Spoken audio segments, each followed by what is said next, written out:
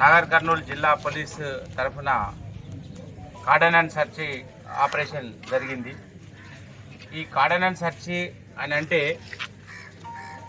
ప్రజల భద్రత దృష్టిలో ఏమైనా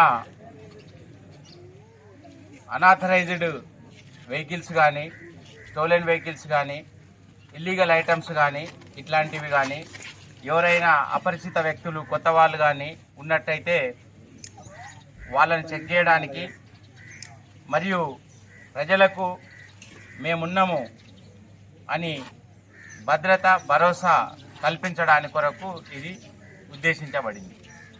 ఈరోజు ఉదయం ఎర్లీ మార్నింగ్ మన సిబ్బంది నాగర్ కర్నూలు డిఎస్పీ గారు శ్రీనివాస్ గారి ఆధ్వర్యంలో 3 ఇన్స్పెక్టర్లు, 10 మంది ఎస్ఐలు మరియు 75 మంది కానిస్టేబుళ్ళు, ఉమెన్ కానిస్టేబుళ్ళు కలిసి ఈ ఆపరేషన్ జరిగింది.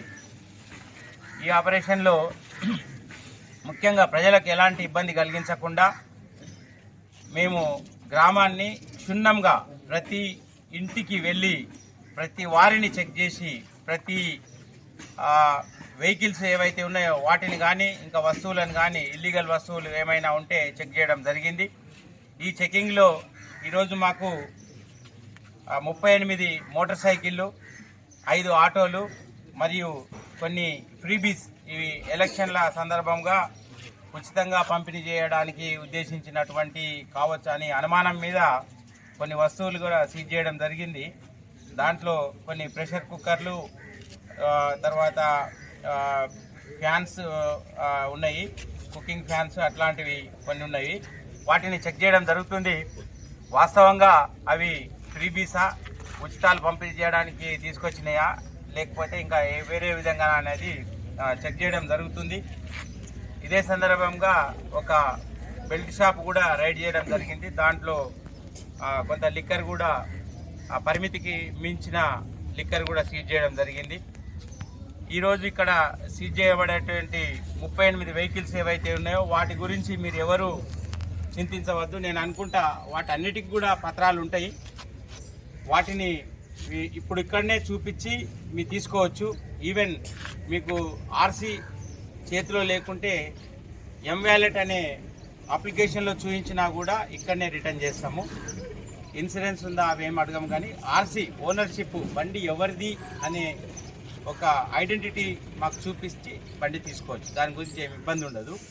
మిమ్మల్ని ఇబ్బంది పెట్టడం అయితే మా ఉద్దేశం కాదు. మేము చట్టపరంగా ప్రజలకు భద్రత కల్పించడము మరియు ఇట్లా ఇల్లీగల్గా ఏమైనా ఉంటే వాటిని పట్టుకోవడము అనేదే దీని ముఖ్య ఉద్దేశం.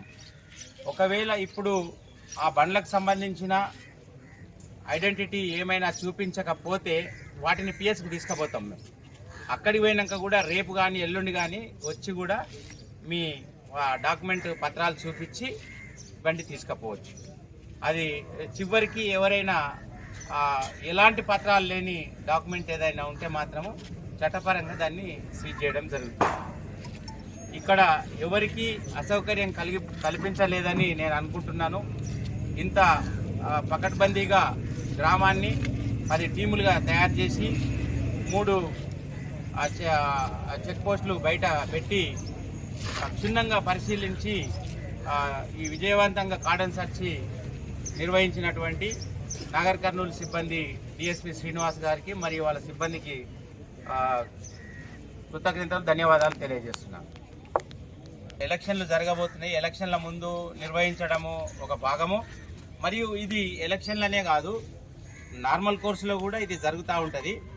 ఇప్పుడు ఈ విలేజ్లో ఈరోజు జరిగింది కాబట్టి కొంతమందికి ఇది కొంచెము ప్రత్యేకంగా ఆశ్చర్యకరంగా అనిపించుండొచ్చు. కానీ ఇది ఎవరి ప్రాసెస్ ఎప్పుడు జరుగుతూ ఉంటుంది. నెలలో 1-2 సార్లు ఒక్కొక్క విలేజ్లో జరుగుతుంది. సర్ప్రైజ్గా ఏ విలేజ్కి పోతామనేది మాకు మా ఎస్పీ గారికి రాత్రి ప్లానింగ్ అయింది. డిఎస్పీ గారికి ఉదయము 5 గంటలకు చెప్పినాం ఈ విలేజ్కి వెళ్తామని. అంతా సీక్రెట్గా జరుగుతుంది. ఈవెన్ ప్రెస్ వాళ్ళకు కూడా నిన్న ఒక విలేజ్ మాత్రము అని చెప్పినాము. అది ఎందుకనంటే ఎవరైనా అనుమానాస్పద వ్యక్తులు కానీ, వస్తువులు కానీ, వాహనాలు కానీ ఉంటే ముందే తెలిస్తే అది ఎస్కేప్ అయ్యే అవకాశం ఉంటుంది. కాబట్టి ఇది సీక్రెట్గా ఉంచి సడన్గా ఆపరేషన్ చేయడం అనేది జరుగుతుంది.